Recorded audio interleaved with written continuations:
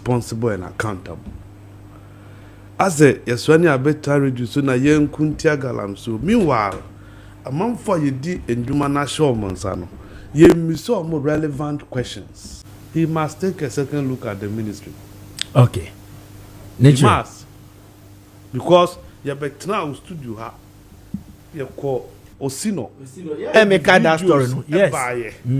That person na oye Osino eduma no of the good board so. All right, abusia yemo bibia kwaba na yemfa Mega TV and platform we so and then so another day nyankopon atimi aye. Na abusia wonim Charles McCarthy send information be Ediama President John Dramani Mahama on galamsey issues and the state of the economy na wabona paso what you say and yema ekoyi but galamsey fight na mise en shedan koyi but ni na mu no him say ye president di ene oni kwadwe yeboa what you say ono so former MPP member but the also across the carpet awon MPP ni bio ono so asend message sansona Charles McCarthy asend message e dia kwa MPP for efa omo prezi voting na omo si omo twemi in this coming year 31st January 2026 elections flag bearership elections ye bekosi abusia enkomo no dawson yenkoi na yintie se ni bi mesro so do comment betum na wa like dwude na wa share na foforo enyi bi ahwe na bibi etimi akwa wa no yintie se ni bi yakobai beto also yem platform we so hanom area number 1 authentic platform Mega TV yankopon inshira papa se abrebia no hwe Mega TV yintie se ni bi mra ko beto also na ozu bisa na question me wa konya se meto aba ena bibinti mentumi ma na mesime de mo bi abeto a mosemo mpene Abraham Aibida eno se ti aza odima ono uye de hu se ebedu ho no untimi ma anticipation but okwa akowie no ono ase isi kura ebie there will be an opening what is it say obi a open proxy biano this is a window where apply na envama any anticipation yeah anticipation so or anticipating you anticipate which by law ne anticipation yeah and the you fire CI is not I have it yeah say disability be obi or yare illness but two kind if is our own team within the time certain time or you allowed yeah so be court MPP ni be or your delegate as or you affected by this decision a court the court would nullify that decision of election presidential election committee you see the MPP for some time now no are becoming lawless. So quite want to see you, Charlie.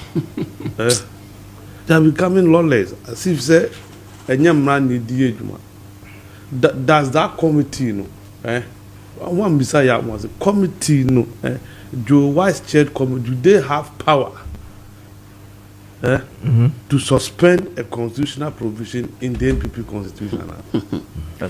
According to them, any NPP constitution. Yes. But you so almost say shoot to almost shoot to move is almost the external branch are part of NPP. Yes, so if somebody external or honor let's say be a BB 20 ma as a so show be man to man. Tina kwa Japan say or no last election or 2-2 or tobacco eman and o tuko jaba e friend so on to ma obi it no as a osako to saba na ma side background you see ya says NPP na be Ghana for say this is supposed to be a party of intellectuals and the rule of law. What is it? And you should have planned somebody be to acquaint say okay to say Yakobie your delegate base in them electoral college in your the all former executives etimi to about there and then I say foreign branches or no you be sumo bi o amanako na wakohwe no mato about ye embassies o ababia no meto aba na ya kind diaba. If you don't trust them, this is what you can do. But the real problem, no, Ziga, Yamwa will not tell you. Your wives will not tell you. And you are aware. We are very much aware of it because what the politics are church and Tiasama Mikan, Ziga, a story. Kumasi, 17 losing election, and your Prozi and Tesco. Stephen Amwa losing his youth organizership in Kumasi. Yeah. And yeah, Tesco and Prozi vote. Any debate. Kabu Diam. Yeah, it's not a Kumasi. Near Tennessee. Naman for the party head office. Omune nim Tesco institutions are a war. And they don't even give it to aspirants. Wouldn't see our Tesco. But Tesco now you one. How many do we have? How many Tesco institutions do we have? You don't know. So our diaspora vote we. Opa from coverage upon and say how many branches and no more. Onim why general secretary that. Then I say they are less than 1,000 branches. And your branches independent come to yeah, but branches no. Ebi new. Some countries don't have, but Okwabrani the country need remember. Na man fa betu aba.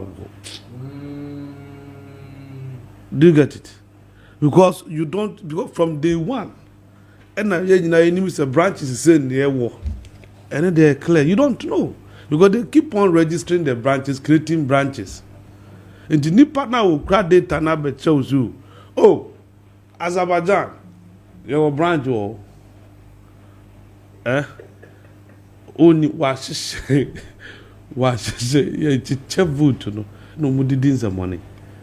That's what I say. And no na a man for who protest. I see. And in positive vote and test mudi work no MPP election. Oh boy, headquarters. But to system candidate. Yeah, it's true. But to be fair to come to Piampons. The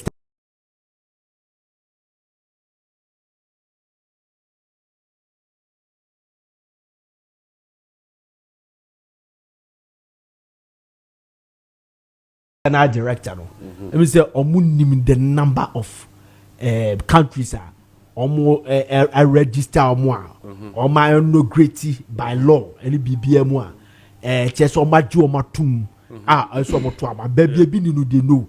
And that but more citing no maybe say the last primaries no mutimi ko group nkofo bi di ku baby ni ajeje mo ya ajeje omo cards ya fene say omo vote no ni atu omo ka ni aba beto aba different candidates eno no wo ho ziga ni awu kan we no wo but Kwame Titri no I want to debate him kakra ne tell say the former branches, former executives of the branch, that Ben integrate you, no.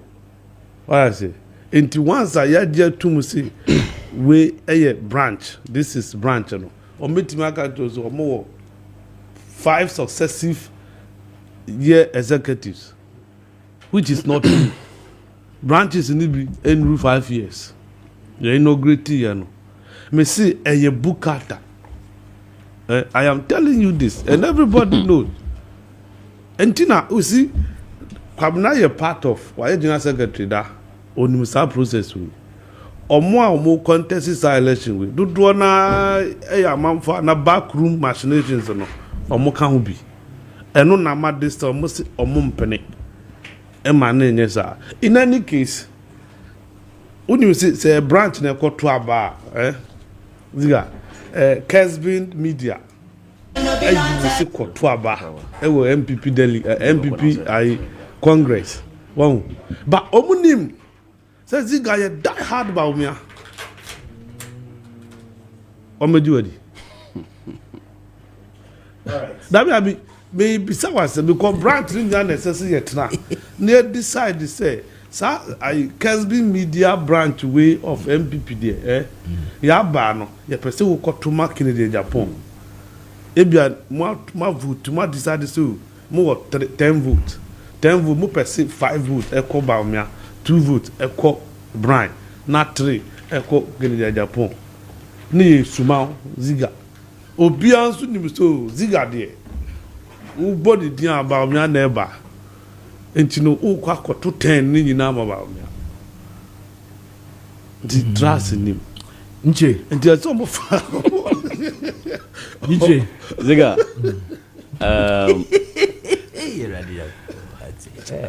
McCarthy akasem ni nyina I think McCarthy nim MPP mafia tactics nyina. But before I start, nanka say me fan check kase ma nimpa me ni bi omo mo hwe oye pa. Priscilla Usu ansa. And KB voice or I mean Fit Central see or show. All right, thank you. Before I'll come to MPP in Sensem, proxy voter and one basemi. Ziga, permit me na me mfa be a minute. And digest see adebia about the publisher newspaper. I think page 3. Or say the idiot who flogged his naked wife remanded. The publisher newspaper, this particular headline, they have captured it very, very well. Ziga, say, Ushe video nibia. Yeah, we avoid the video. Sebe, man, no, there is no word to describe him like an idiot. Because nimpa de usubain de describe you. Ziga, enra me throw article be on Facebook. Me describe me conclusion of the video no in 6 or 5, sentence. Ziga, permit me for education purpose. Me say, the man does not deserve to live with any woman, considering his behavior, which is no different from an animal. Yes, ni behavior no, ene sebi aboa ne se. Me sanka say, it will be very nonsensical for anyone to stay in an abusive relationship in the name of something funny called love. Mendi odoichi sebi nenku. The third thing, because I said domestic violence in Ghana is real, and many people are dying in silence. Nimpa bebre go through domestic violence. Zega, during my university time, you African Studies course be about sexual and domestic violence. Now you catch said men mampo ebimu go through domestic violence ebe shock you. Yeah. Said the fourth thing I said is after the judgment of this case, the said man in the viral video needs to be whipped 3 times of what he did to the woman. Now what I said, the other year oba no sebi na ya na senye. And lastly, because say any man who beats a woman to show his strength and control over the woman is an unapologetic fool. And then I publish that capture no. Because the video now, nothing will tell you say sebi man onye idiot and I say sebi onye kwasia. Apologies. And it should be an advice. And I also commend the police. The man has been arrested and he has been remanded. Zega mitie lawyer Amuano. Only one thing came to mind. Say MPP are not previously from 1992. Ye can't party now they claim say omode mraye juma. You can't talk and leave the name MPP out. Zega me who say MPP kwaye omo presidential primaries and some they are bad down to is it branches or polling stations because no MPP has lost it. Zega bibi MPP for ye bia chere say omo wo the friend an established candidate in their minds in the person of Dr. Bawumia. And it is very clear say emra MPP for you suda. Zega obisa lawyer Amwa. Emra omo you suda no. Sisia in 2026 January no mo se amra no omo fanya adwuma biem. What's the election biane ne bylaws and the regulation? You see, say obi changing the position every time on the same issue. Na sa ni panen kan correct. I'm not surprised in the election 2024 no Ghana for sure say the MPP party is not credible. The Ekosu nyina chere say MPP is not credible. Ziga me kind the same publisher no. Reasons are Joe Wise, Joseph or say for rejecting proxy voting. They say they want to maintain the integrity of the elections. But who told you that proxy voting will affect election credibility? McCarthy can you see a clear a plan B for an established person. And the only say or your proxy voting now it may affect candidates via or one person winning. But the fact is that if you can check Article 25(1)(b) of the MPP Constitution, I'll be very glad, because in the newspaper, no, I think a quote will have them say, I'm not privy to the MPP Constitution now, but in this paper, I trust the petition signed by dozens of executives studying abroad and working overseas hinges on Article 25(1)(b) of the MPP Constitution, which states explicitly that and permit registered voters who are in quotes absent from the constituency and will be unable to vote on polling day to apply for proxy. Ziga say Article 25(1)(b) in clear terms in MPP Constitution say election be abaso na menye present in the constituency. Na metumi aka say Ziga mene honti McCarthy should go and vote for me. Now say by elections as presidential primaries. Now catch them and say you can't maintain the elections credibility into no proxy voter. Joe Wise your lawyer ni. Joe Wise are a MP of high repute, or rising to become first deputy speaker of parliament. And it clearly in MPP now there is no voice of reasoning. Because their own president, they are too change because of obini interest in tea. McCarthy can be said, Joe Wise, MPP is on a downward slippery slope. They need salvation.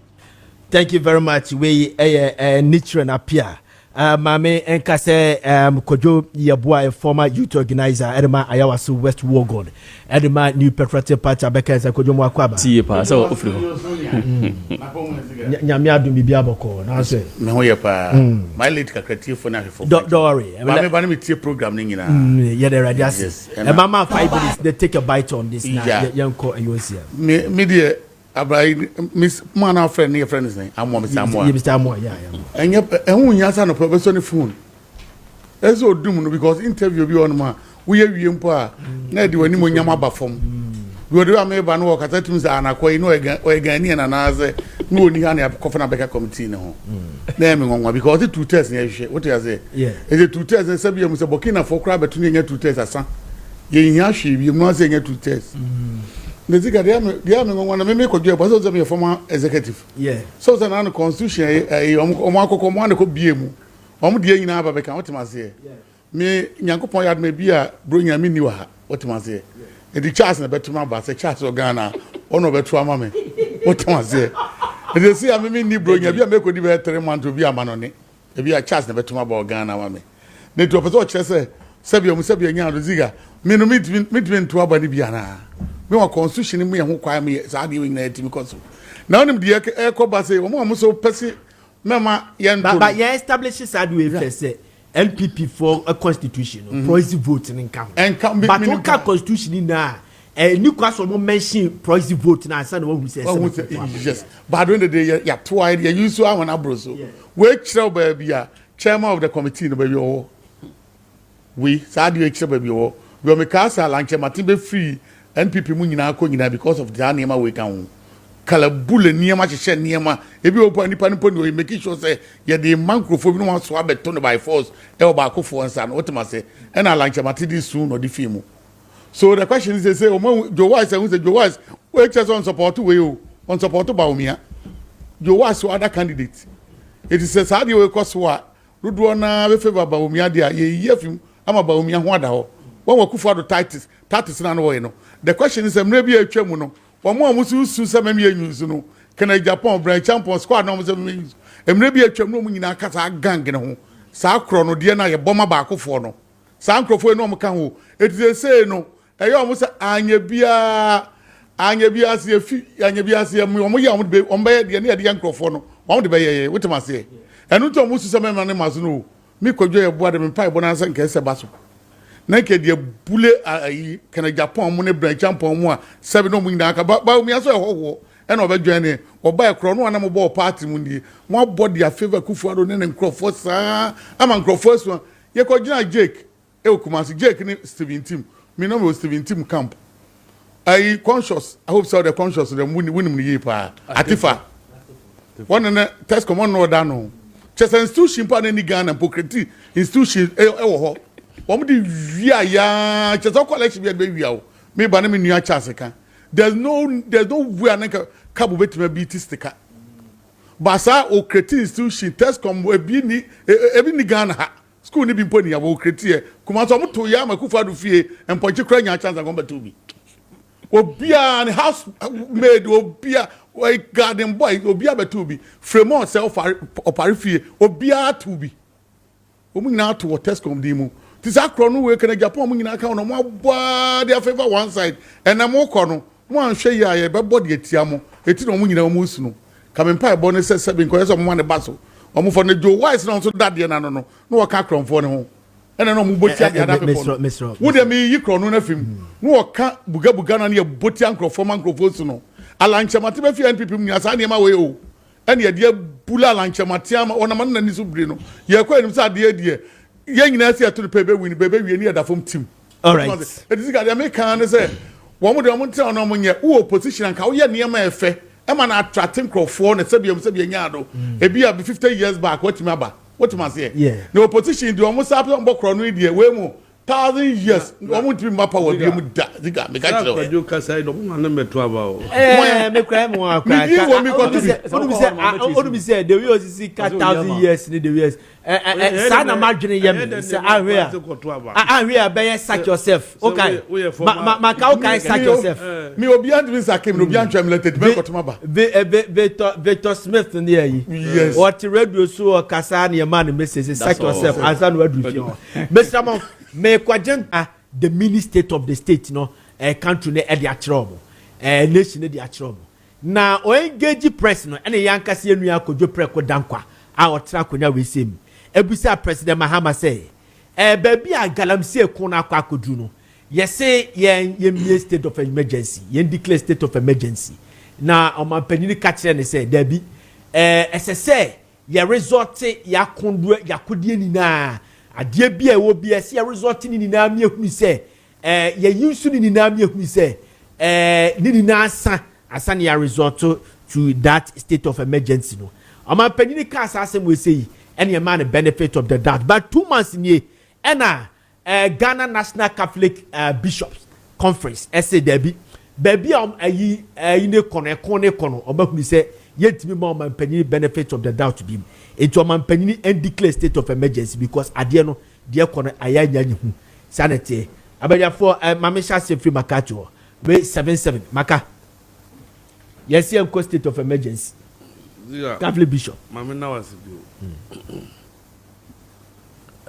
call no ye because it's a call in the right direction omo ye Ghana for entino omo say bibi cost on so beti match madrin senya ye share mu anopa ya ye betre ya adrin no sa kwanya na pepepe na omunya ye omuso mo de tre madrin ba yenka se galamsey ntokwa no aso man ye nyina ye je tum se se ye kuni tu galamsey ase esi ye defeat galamsey se be defeat galamsey a ziga na ye amanfo a president no edi tumi amom omo a president ayi omo se omo nhwe enuma no su mom no oho na esi ye ma ye nibre na ye hold omo responsible and accountable as a yeswani abeta reduce na ye nkuntia galamso meanwhile amanfo ye di enduma na show monsa no ye miso more relevant questions eno mo ba no mo di report abre yakoye si wo ha but the results ni ye den do you get it what is the result meniwo ni nim results no that is the issue John Dramani Mahama share boss or bar Sagala and Saints and Obegun, who found no 120-day promise social contract with Ghana. That's a point 19 or so. It was there. Obai no be Yamabua as minister responsible for that sector. And Amabua Ninemuan Wakoti Nemos. Nya nyina yentimi anye in Central for especially. And he said, how many months near T Nemos? Almost call card a day. And then what is the situation report? Oba ya net is saying MPP kono. MPP fear by mono. Where did they leave the fight, the Galamsey fight? They were level being. What stability levels so not to say how many forest reserves and a what are your friends illegal miners in some. Do you get it? Do you saying the word to me? How many have you reclaimed? What are you doing? This is a detailed report that you hear. But it appears that the minister is interested in front headlines. And they have overpowered illegal miners. And then no monam redeem, but we are not seeing results. But I said a couple of months ago, they came to tell us that some forest about 9 forests, or maybe 7. 2 now are very difficult for them. Let me tell you, from the minister himself, or see, there were 288 forest reserves. 44 of the 288 have been taken over by illegal miners. Of the 44, and also Omanya 9. 9 no way. Where is the 9? Region Bay, District Bay. 9 in our Western North. 9 in our Western North. Ensure our river bodies, how many of them and what me reclaim? These are legitimate questions. Oh, come on for because the womb pull yourself. Ye new Chrome, Minister Chrome and Uncle Brother. The minister's hometown Uncle Brother, then why I found. What has he been able to do about River and Cobra? And you know, yes, the fight, it appears that we are not fighting, we only pretending to be fighting it. Ziga, when you say gold board for cars 5 for Mudima ministry to fight illegal mining, no? Cars in the Nanko name Uram. 5 cars are gold board Dima cars on a tree. Ewo ministry. Bisomo, somo the other. The good board for a donate more. Nancy, I saw more fan fighting, and I found a margin about now ministry. No, say 5 cars. 5 cars, and I said a woman ministry. Jesus Christ. I hear them. Bisomo, who show more no Bisomo. You see, the man pretends to be fighting illegal mining. Yeah. On the minister, no. You see, the president problem our war. See, the Juma Mobia or Jenipa Nidi. Engineer Nipa Nebekano and a president Nefa. Who could catch now? He won't take yours or transfer the minister. No, a man accurate report. And some of his ministers are not truthful. The ministers in be M1 and sector it is one of it. This is one of the critical sectors. The people in charge are not being truthful to the minister, to the president. My president could deny Jubilee House. I catch the Ghana photo or buy ye or my permit and Mubianco Forest Reserve Muda. It was a report that Minister Diamano. Meanwhile, that is not true. Because CWE was signing 4 forest entry permits. I can still give you the names. I have the names of the companies. FG Mineral Limited, Gateway Exploration, Ambi Limited, GBF Associates, Forest, Kajiasi Forest in the eastern region, Bosunkesi Forest in Bechem, Offin Shelter Belt, and Jimira Forest in the Ashanti region. We between May and June, and I deal with see. But they lies to the president. And when I meet the say a national security I said yeah, you pick intelligence. Na udi report na my president said na the minister no control president him no di atra president Akache said no, I have a contrary report on this matter. Enti to kwanide say John Dramani Mahama pursue or defeat Galamsey, he must take a second look at the ministry. Okay. He must. Because you better now studio ha you call Osino. Make that story. Yes.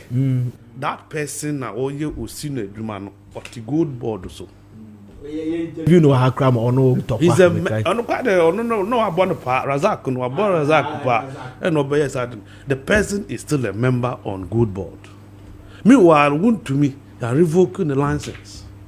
Meanwhile, for destroying in Sasisa where you be.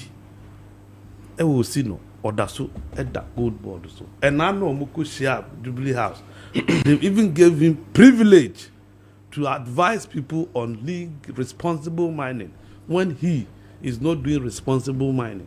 Will be a evidence, documented video evidence against activities away. Are you committed in fighting it? President will not know this. Why will your minister know the Jumana Shawonsano? This is what we are supposed to do. And now we deal with you. Yen to amena.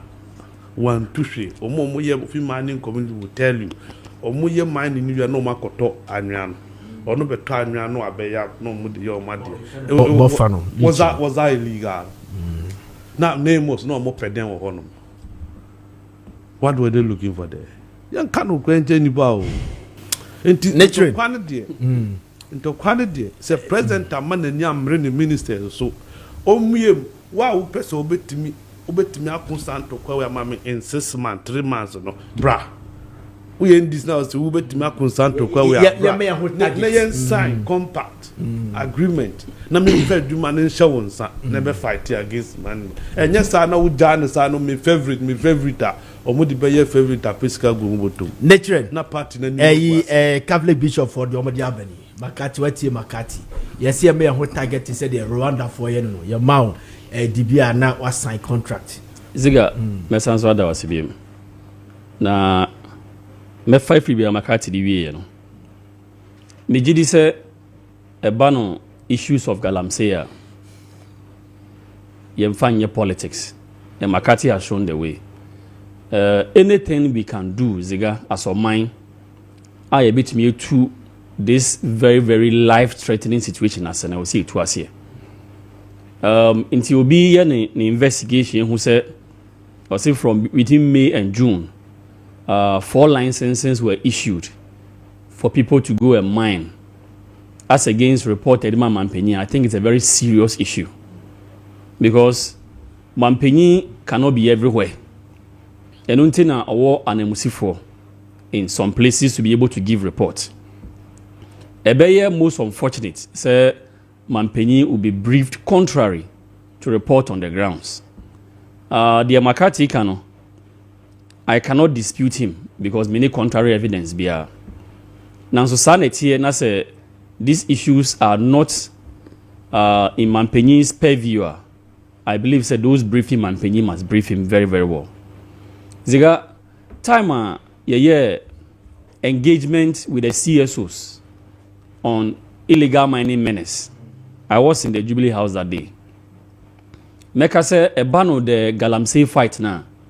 Nobody can convince me say Mampenny John Dramani Mahama. He doesn't have the political will. Mampenny John Dramani Mahama. See in recent times. Obia Okita the strongest political will. You cannot go behind him and mention anybody's name. But the attorney said Mampenny will need people to be able to support him in the fight. Zega, Yefa Minerals Commission, Yefa NIMOS. These are 2 agencies and our two entities are say illegal mining on the part of government. A bit me a fight here. These two agencies or entities will play major role. Ziga on that day, me bisa a question. Be say, you Operation Galam Stop. You several operations in the previous government.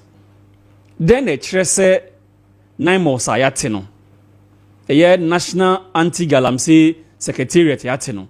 Enko ye those operations in previous times. Because me did say, utie the budget reading now. Ye trace war to support 9 more activities. As to whether Sikan Eswana say 150 million. We'll debate it another time. But the fact is that 9 months for illegal miners for no soa.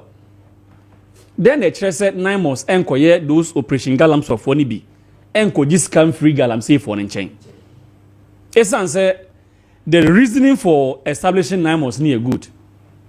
But I'll ask this question: who is watching the watchman?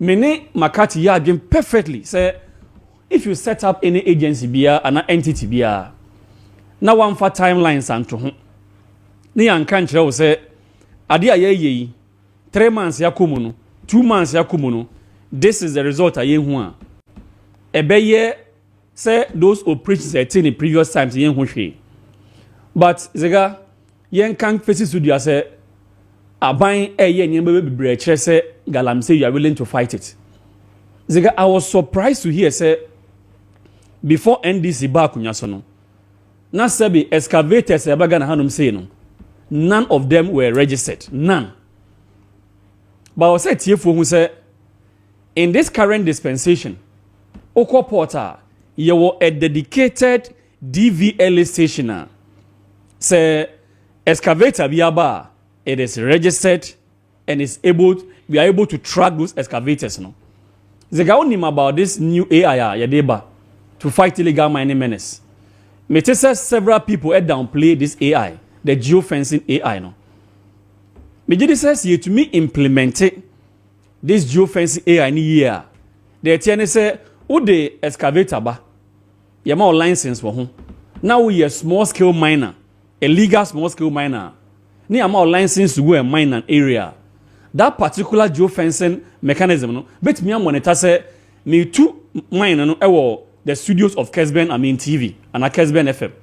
Until the moment I'll be free Kesben TV, across different places, no, we will be able to track and ensure say that particular excavator will be followed.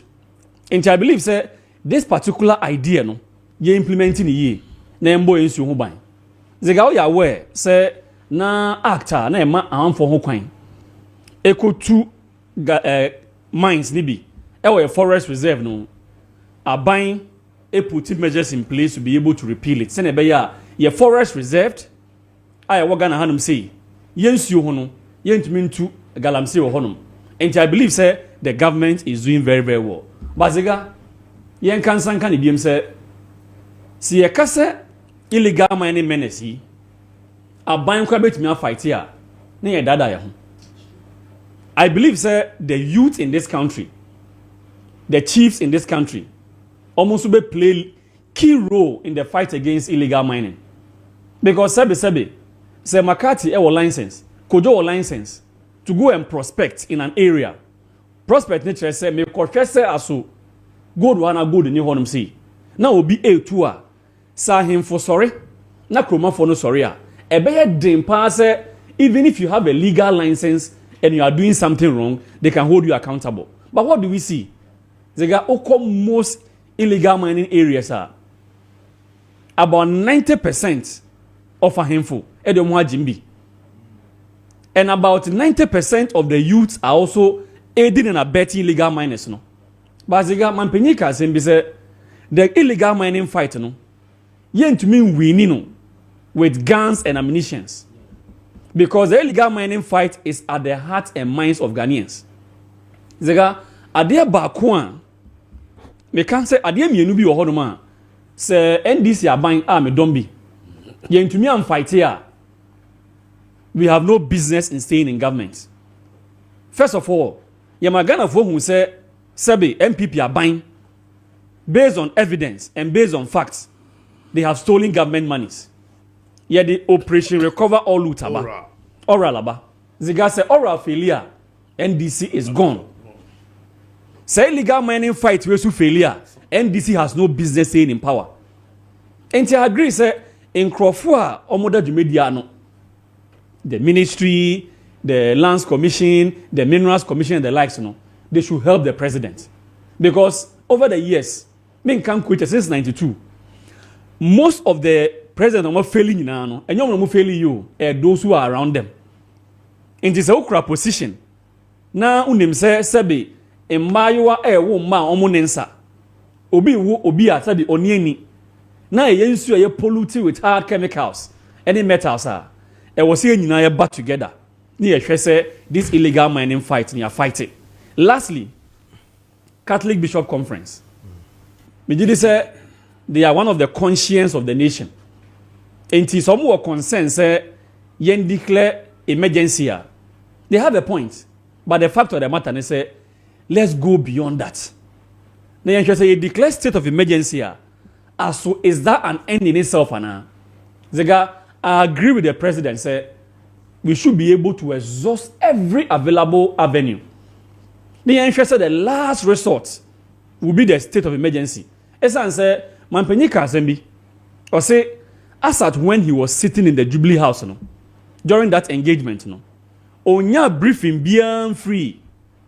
The couples, he must declare. Security couples undeclared emergency. But the moment they brief him, say Mampenyi, baby, you do know. The only thing that can save this country is the declaration he will declare. But I think that we shouldn't get there. We should all come together and say no. Adie ese o main because ega sabe unya galam se nyebi. Charles nye kojonsu nyebi. Enti yet na ho ma few people be almost selfish interest into no. Ni asa o main na. Enti yen nyina if we come together. Ni e ka say at least about 2%, maybe 3% be and maximum 10 or 15% be omega galam say no. Yen nyina yen nyebi no ye back together. Ni etu almost say I think we'll be able to fight against the illegal mining menace.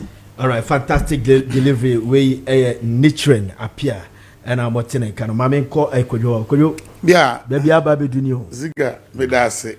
But before better was no mammy a correction. Minim say a correction, I say, yeah. Michael Pepra, Miaminia Michael Pepra, so more scale miners association president. Or say, Science man yet to reduce Wayaka. Say, Yawu Babia and Kofobu, I win. Director of Health for the report to see a Wunipa, Omuni Samuni. It is never true. Now, Omama Britwood, a euphobia bear research say and this report no report. That's what you told me. You can't just be told about the report. Say the report is there. No, but then you shouldn't take it. Ziga for people. You wouldn't take that. Oh, there be something that may catch. No, we wouldn't take it from you. But you always cite sources. Edit them. Well, be a bit one report and can what you. I know Ziga will say that. But the report to Numawa, we would desist. Those are Dr. Sampele Kumase pathologist. Oma Kwesa research na. Ama before Dr. Sampele Mubeno, now the director of health was a win, and they started that. Ono kwa nenja research. Na adene bana because ono no a midwife and son or be director of health. Thank you. It's not sadine bana nimu de bia. And a man on the D can break it that report. And a man confasha said, but ono no so say there has been a reporter. Research on my chest and there's nothing. We don't even need any research. Yeah, just to music chemicals. No, and you want to mokai. Mo chemical ni din cyanide ni do ade. No, you survive. Yeah, nyabu say. Asama ba ye be ka be koda na go. Me da say onim. Galanze fight Omampani de me so obe papa pese o solve our problem no. By bedin one na me nuan fiba bedin so no obetimi because ebe uben eso unya nkrofo no be solve am na yi. Na sa niam wo nyina be yi a ziga wonim say ese through national security. Yes. So national security ni ejane na so say papa no omo to mo niam yi a ziga betima catch say this national security current one way and Akufo-Addo dey na better than this. Akufo-Addo national security na ejane na so che way.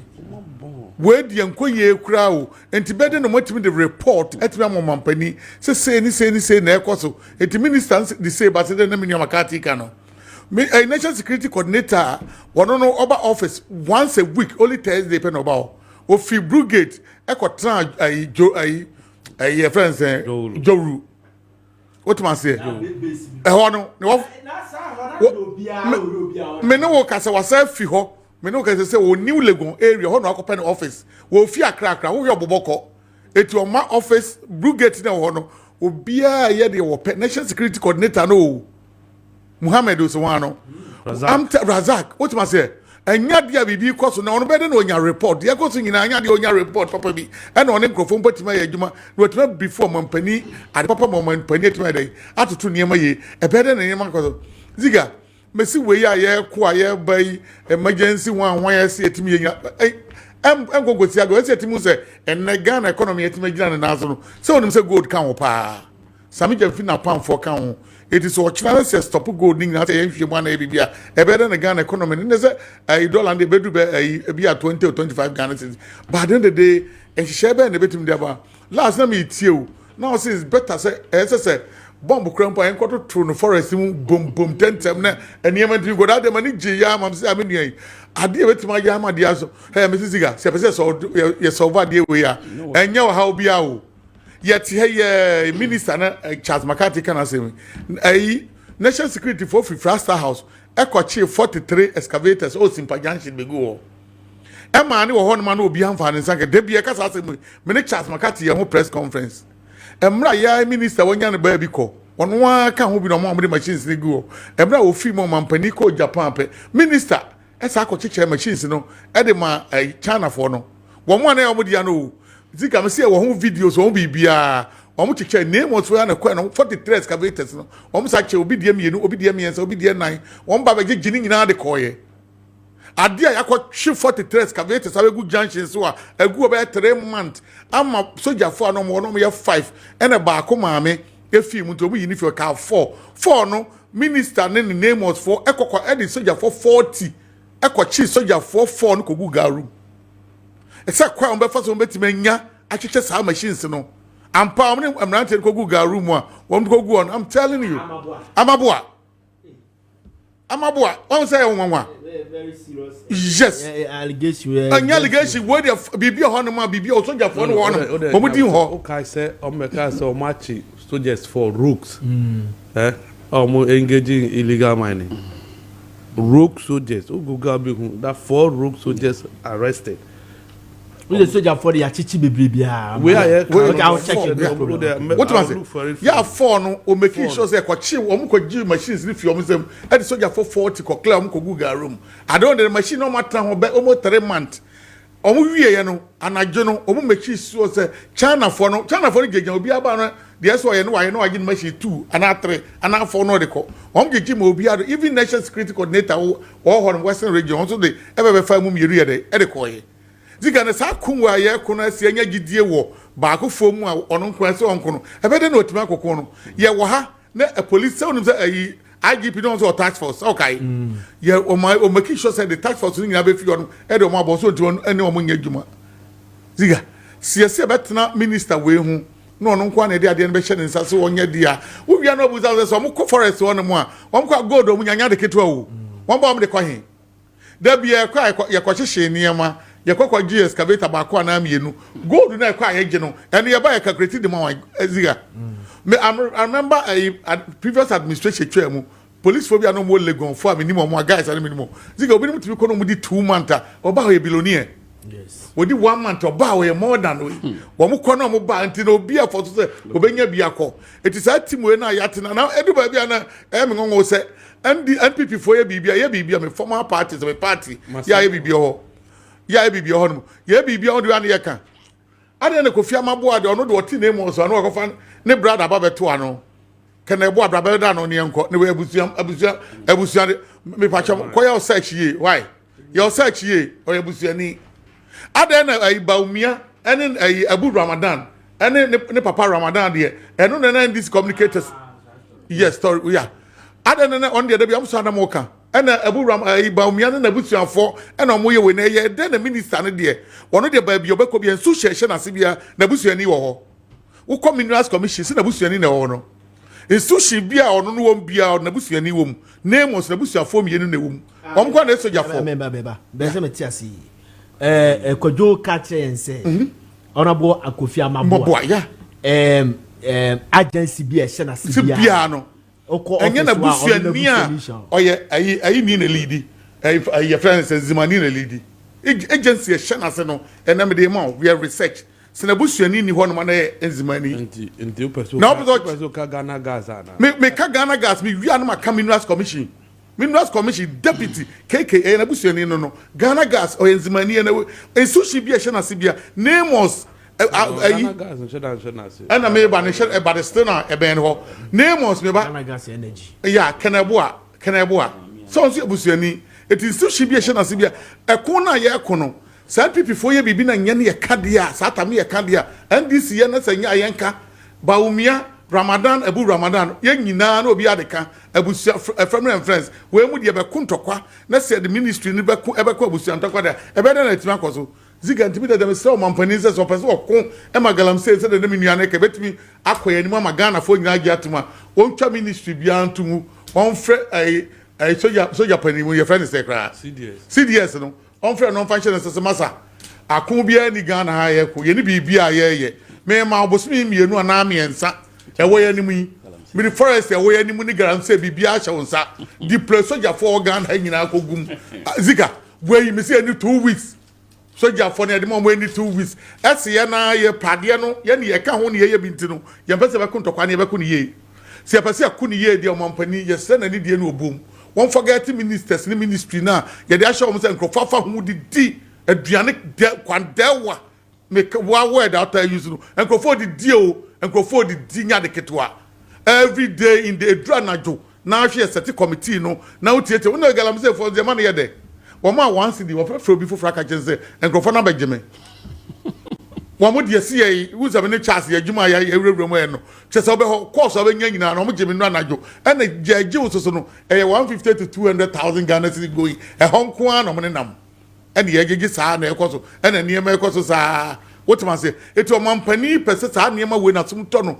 na biribi akɔ so yia wɔn clear minister for no wɔn nyɛ wɔn fi akwaa ne mu na wɔn fa adeɛ ne ma soja for ne sɛ me de adeɛ ne ma mo bosomi nsia anaa mmiɛnsa mo fa forest ne nyinaa mo nyusu area bi nsuo mo fa ho ziga me se obi na wɔn bɔ bɛwura nwura so koto bibi na wo soja for no mo ayɛ camp ɛwɔ mmea mi kuro mbura akwanya ase nwura mu ya ebogya mpa yɛ forest ne wɔ no obi abɔ nkwa fuom watama sɛ wo gya adeɛ de ma obi ne na busuafo so mo nyɛ ne sɛ dia ɛne yɛn nkɔ yi o me se wonim deɛ ma yɛ nkɔ kakra me ne Charles McCarthy saa simpagyanhye nneɛma wo sɛ yɛ ho press conference yɛ de ho letter ɛkɔ Yoko yɛ de minister kɔ Yoko wotuma sɛ yɛ ne kɔ yɛ up to now wonim sɛ ayi mfrɛ yɛ remacha yɛ wiase nneɛma nyinaa wɔ so mfrɛ yɛ ɛne yɛ de evidence aba yɛ te kuro wei mu na banga ne yɛ mi so mo yɛ national officers yɛ refer ɔmo kɔ Yoko what is afrɛ ɔmo eti ɔmampani bɛtɛ ɔko ntɔkwa ne sɛ ɔma nka ho deɛ a ɛne ntɔkwa da nya da ɛbɛyɛ o okay na me da se na da mo pɛ bɔ firi na me da se watadeɛ yɛ hyɛ wo yɛ me fɛ pa na mahwa ɛna me se abranti atadeɛ deɛ kodwa atadeɛ mi se bɛyɛ chempam se ne chempam a ɛna kyɛ se nipa no su adwuma wɔ chempam ho ɛno chempam me bɔ me mo fa to no so na mo hɛ me so mo fa to so ma me chempam se me kan kyɛ se bronya ba na ukɔtɔ material na ɛnkɔna uzo bi wo hono mu a chepap te se abrochire o ahanko na Ghana nko na nipa na susu no wasusu awie o obakọ akọja stade na you are in trouble either say betu anasa obesa akọ dia akọ operation wa de yesusu no ba abrochire de no a yesusu no obehye na e kama ye dwene ho ayente ase chepam nte sa chepam style bi obepam de ama style papa no obepam de ama uduru ho a apart from all style na wo de aba no wo show wa uni padua na odina obetimi aka tro se sa style we na betimi afataw de ekonsunie chepam ene de apam ahoma tete ho a o kwa na obi aka so de bia mega meka galamsey fight ni de